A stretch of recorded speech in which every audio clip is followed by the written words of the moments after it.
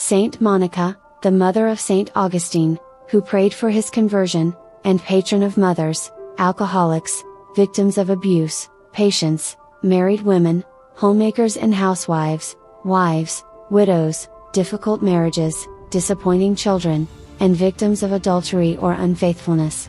Monica was born of Christian parents at Tagaste, North Africa, in 333, and died at Ostia, near Rome, in 387.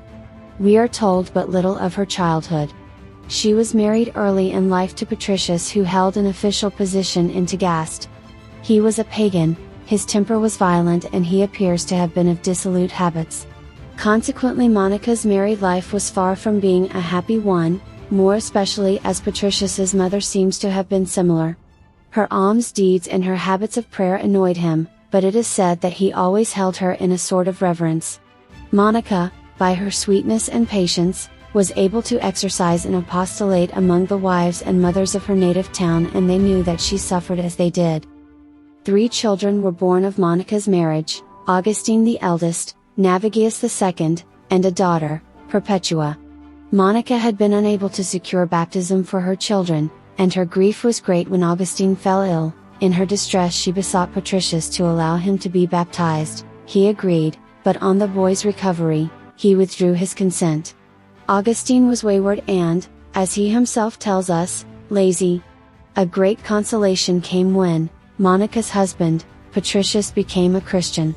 Meanwhile, Augustine had been sent to Carthage, to pursue his studies, and here he fell into grievous sin. Patricius died very shortly after his reception into the church, and Monica resolved not to marry again. At Carthage, Augustine became a Manichaean, and when on his return home he expressed heretical propositions, she drove him away from her table. However, a strange vision which she had urged her to recall him. It was at this time that she went to see a certain holy bishop, who consoled her with the now famous words, "The child of those tears shall never perish." Monica pursued her wayward son to Milan. There she found Saint Ambrose, and through him she ultimately had the joy of seeing Augustine yield to the faith, after 17 years of prayer. Mother and son spent 6 months of true peace at Cassicum, after which time Augustine was baptized in the church of Saint John the Baptist at Milan. They returned to Africa, where Monica died, and the finest pages of his Confessions were written as the result of the emotion Augustine then experienced.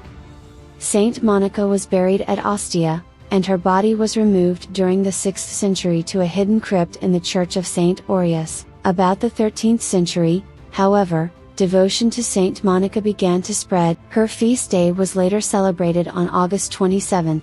In 1430, Martin V ordered the relics to be brought to Rome. Many miracles occurred on the way. Later the Archbishop of Rouen, Cardinal d'Estouteville, built a church at Rome in honor of Saint Augustine and deposited the relics of Saint Monica in a chapel to the left of the high altar. In 1850, there was established an association of Christian mothers under the patronage of Saint Monica. Its object was mutual prayer for sons and husbands who had gone astray. Please subscribe to Catholic News World's YouTube channel. Thanks and God bless.